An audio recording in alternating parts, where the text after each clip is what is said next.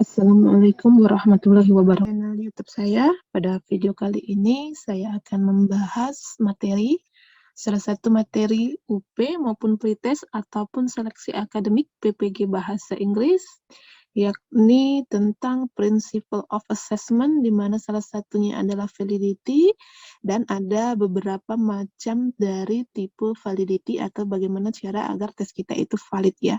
Yang pertama ada content validity, criterion validity, construct validity, consequential validity, dan phase validity. Oke sahabat guru, sebelum saya mulai, bagi sahabat guru yang belum subscribe, like, share, dan komen, silakan bantuan untuk subscribe, like, share, dan komen agar saya tetap bersemangat menghadirkan video-video baru terkait PPG, terutama PPG Bahasa Inggris. Nah, oh iya sahabat guru, sebelum saya memasuki ke materi, di sini saya mau promo nih sedikit ya.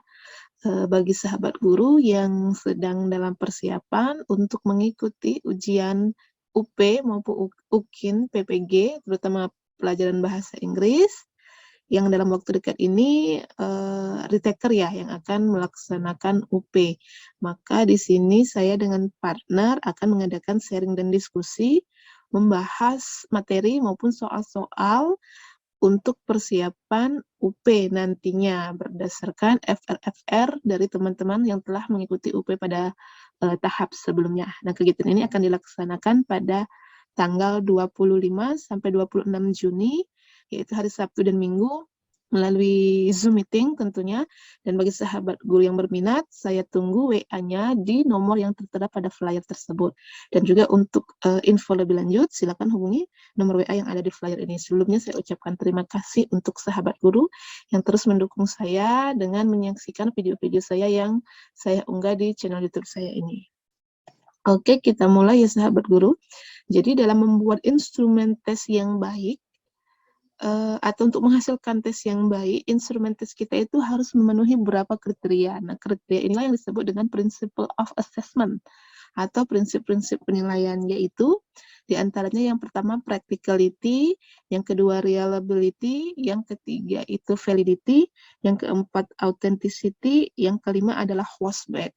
Nah, dari 5 macam Principle of Assessment ini sudah saya bahas di video-video saya sebelumnya. Nanti bagi sahabat guru yang mau memperdalam lagi atau melihat lagi terkait Principle of Assessment dan masing-masing kriteria atau prinsip penilaian ini, bisa dicek di video saya yang ada di channel YouTube saya, atau nanti akan saya sematkan linknya di deskripsi. Silakan langsung kunjungi deskripsi saya. Nah, dari 5 Principle of Assessment ini, yang satu yang akan kita bahas yaitu tentang validity. Nah, validity ini adalah merupakan suatu keadaan di mana tes kita itu tepat dalam mengukur, atau di sini jelaskan validity of test. Validitas tes itu mengacu pada tingkat ketepatan tes tersebut sebagai alat ukur hasil belajar siswa. Suatu tes atau instrumen dikatakan valid apabila tes atau instrumen tersebut dapat dengan tepat mengukur apa yang hendak diukur. Nah, misalkan dicontohkan di sini, tes yang dimaksudkan untuk mengukur kompetensi listening, maka seluruh butir soal harus berbentuk teks lisan yang diperdengarkan kepada siswa, bukan teks tulis. Jadi intinya validity ini kita mengukur apa yang hendak diukur gitu ya, sesuai. Jangan kita mau mengukur kemampuan siswa kita reading comprehension, tetapi mungkin soalnya nanti ada tentang grammarnya gitu ya, sehingga soal-soal kita itu dinyatakan atau dirasa kurang valid gitu. Nah, khusus kita akan membahas types of validity. Yang pertama itu ada content validity, criterion validity, construct validity, consequential validity, dan phase validity. Nah, sahabat guru, waktu saya mengikuti UP tahun 2020 ya, soal-soal yang masuk itu hanya maksudnya hanya yang umumnya saja, tidak sampai ke jenis validity maupun jenis reliability, hanya practicality tadi, kemudian validity, reliability, washback, authenticity, itu hanya sebatas itu saja terkait konsep dan pengertiannya. Tetapi berdasarkan laporan teman-teman yang sudah mengikuti kegiatan UP, maka dia beberapa tahap kemarin itu soal-soalnya muncul yang content validity apa, kriterian itu apa, construct, dan phase itu apa. Nah, maka dari situ saya akan menjelaskannya satu persatu. Yang pertama adalah content validity. Apa sih yang dimaksud dengan content validity? Yaitu the correlation between the contents of the test and the language skill, structure, dan lain-lain with which it means to be measured has to be crystal clear. Jadi korelasi antara konten, isi dari yang dites itu dengan language skill, dengan apa yang mau dites, skill apa yang mau dites, atau structure grammar apa yang mau dites itu harus jelas. Jadi kontennya harus jelas, apa yang harus yang hendak diukur atau yang hendak dinilai. Kemudian the test item should really represent the course objective. Jadi tes item atau soal-soal instrumen tes kita itu harus benar-benar merepresentasikan tujuan dari pembelajaran tersebut apa gitu ya. Jadi berdasarkan kurikulum, kemudian menjawab dari konten itu gitu. Nah, di sini diilustrasikan, what do you think if a listening test requires students to read passages to complete instead of requiring students to listening attentively? Does the test have the content validity? Nah, kan dicontohkan di sini, minta siswa untuk membaca passages teks untuk dilengkapi daripada meminta siswa untuk mendengarkan. Jadi mau tes listening, tapi malahan siswanya diminta untuk membaca passage atau teks ya. Apakah itu memiliki content validity? No ya, karena mau listening, tetapi kenapa kok larinya ke reading gitu. Kemudian yang kedua ada criterion validity. This kind of within the test score and the outcome. Berdasarkan kriteria tentunya ya. Kemudian jenis criterion validity ini menekankan pada hubungan antara score dan outcome atau hasil dari score tersebut. The test score should really represent the criterion that is intended to measure in the test. Jadi instrumen itu harus benar-benar merepresentasikan kriteria yang hendak diukur dalam tes tersebut. Misalnya tes speaking gitu ya. Tes speaking skornya 80 atau 90. Nah, kemudian harus ketika dia tesnya diteskan lagi atau ya diajak berbicara lagi, maka benar-benar menghasilkan nilai yang 80 gitu. Criterion validity can be established in two ways. Jadi ada dua jenis criterion validity ini ya. Yang pertama, concurrent validity, yakni a test is said to have concurrent validity if its result is supported by other concurrent performance beyond the assessment itself.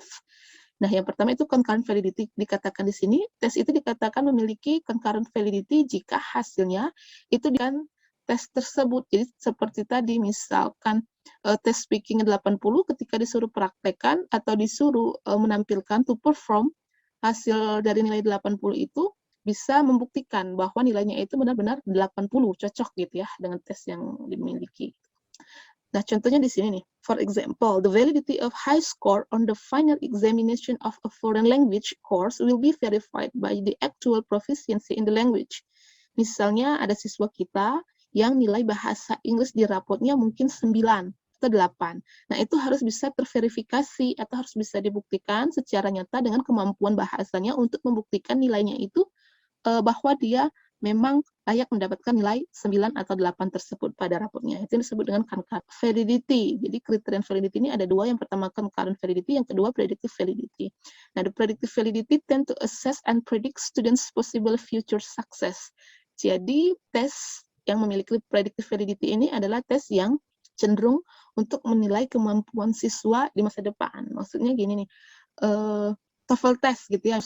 Nah, itu berarti dan berlakunya biasanya 3 bulan ke depan kalau prediction, atau kalau ITP bisa setahun atau 2 tahun berlakunya TOEFL tersebut. Nah, dari nilai 500 itu mencerminkan atau menggambarkan kemampuan siswa itu memprediksikan selama 2 tahun atau dalam kurun waktu tertentu itu memiliki nilai seperti itu dan kemampuannya sesuai dengan skor yang dia miliki gitu. Jadi itu yang disebut dengan predictive validity. Maka dia bisa memprediksikan atau ya memprediksikan kemampuan dia untuk beberapa jangka waktu tertentu di masa depan.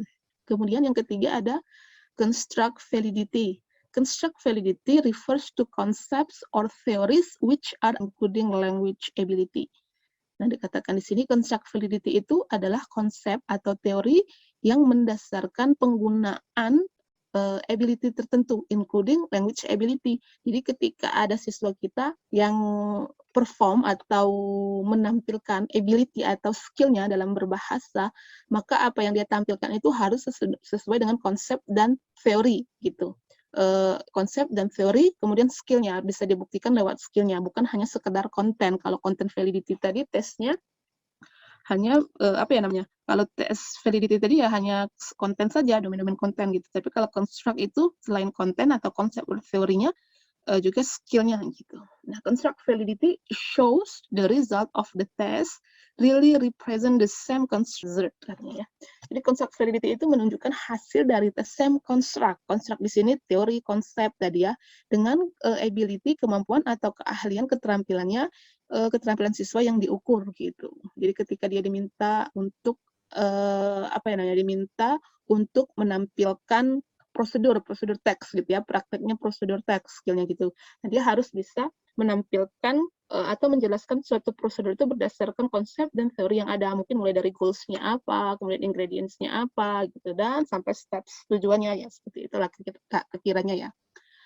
Kemudian yang keempat adalah consequential validity. Consequential validity refers to the social consequences of using of a particular test for a particular purpose. The use of the test is consequential validity to the extent that society. Jadi di sini consequential validity ini yang memiliki konsekuensi sosial ya dari penggunaan tes tersebut untuk particular purpose. Misalnya dengan nilai tertentu, siswa itu bisa mendapatkan beasiswa. Mungkin seperti itu kalau saya menafsirkannya. Tapi jika sahabat guru bisa menafsirkan yang lain, ada face validity. Face validity refers to the dictively appears to measure the variable or construct that is supposed to measure. In other words, face validity is when assessment or test appears to do what it claims to do. Nah, katanya di sini, or test subjectively, secara subjektif itu tampaknya mengukur variabel atau konstruksi yang ingin diukur. Dengan kata lain, ketika penilaian atau ketika instrumen penilaian tes itu mengukur apa yang tidak diukur, tetapi dalam kenyataannya mungkin jika kita lihat lebih dalam mungkin tidak gitu. Misalkan contohnya seperti ini, kita ingin mengukur tentang kemampuan siswa kita menguasai descriptive text, tetapi ada soal-soal mungkin yang larinya ke recount text mungkin gitu ya, atau yang larinya kemana gitu. Jadi dia disebut dengan low face validity, tesnya hanya kita lihat secara subjektif, oh iya ini benar ingin mengukur kemampuan siswa kita dalam menguasai descriptive text. Tapi jika kita lihat lebih dalam ternyata ada soal-soal yang tidak mendukung ke arah sana gitu. Face validity involves the expert looking at the item in the questionnaire and agreeing that the test is valid measure of the concept which is being measured just on the face of it. Itu kata kuncinya. Just on the face of it, hanya berdasarkan atau evaluating whether each of the measuring item matches any given conceptual domain of the concept. 5 macam validity, kecuali yang criterion validity tadi dibagi menjadi 2, yaitu concurrent dan predictive validity. Nah, di sini jika digambarkan dalam ringkasannya di sini ada content related, appropriate content, kemudian ada face validity, itu does the test appear to test what it aims to test, kemudian construct apa yang mendasarkan teori atau konsep, criterion relationship to other measure, jadi ada hubungannya antara penilaian satu dengan penilaian lainnya, di mana dibagi menjadi 2, yaitu concurrent dan predictive validity. Yang tidak muncul di sini adalah yang consequential validity. Oke, sahabat guru, biar lebih paham konsepnya, di sini saya hanya menekankan kepada konsep. Jika sahabat guru sudah paham dengan konsepnya, insya Allah kalau ketemu soal maupun yang sederhana ataupun yang studi kasus, insya Allah. Nah, di sini ada soal nih. If then the test has blank validity. Jika ada sebuah tes yang mengukur the ability ataupun kemampuan skill yang ingin diukur, kemudian tes itu memiliki apakah content validity, construct validity, face validity, atau concurrent validity. Nah, apa sih kata kuncinya di sini? Kata kuncinya di sini adalah the ability. Kalau kita sudah bicara dengan ability tadi yang ingin dinilai, maka apakah dia B, construct validity? Kita lihat lagi di sini penjelasannya tadi, yaitu show the result of the test really represent the same construct with the ability of the student. Soal nomor 2, blank validity is subjective because it depends on how people perceive and see a certain test. Nah, kata kuncinya apa di sini? How people perceive and see a certain, tergantung bagaimana orang atau expert itu menilai tes tersebut. Apakah konten, construct, face, predictive. Karena kalau sudah subjektif berarti dia hanya tampak dari luar. Apa jawabannya sahabat guru? Ya, jawabannya adalah inilah tadi contoh ya 2 soal yang tentang kinds of validity. Kemudian jika sahabat guru mau membahas atau mengetahui soal-soalnya lebih jauh, nanti bisa terus pantau channel YouTube saya, atau tadi sahabat guru bisa join di sharing dan diskusi saya sebagai persiapan untuk mengikuti tes dalam waktu dekat. Demikianlah sahabat guru. Oh iya nih, yang di sini ya, tadi di sini dikatakan adalah face validity. Di sini dijelaskan lagi bahwa face validity itu adalah which an assessment or test subjectively appears. Kemudian expertnya juga measured just on the face of it, face validity. Oke, sahabat guru, demikianlah video saya kali ini. Terima kasih telah menonton. Jangan lupa subscribe. Assalamualaikum warahmatullahi wabarakatuh.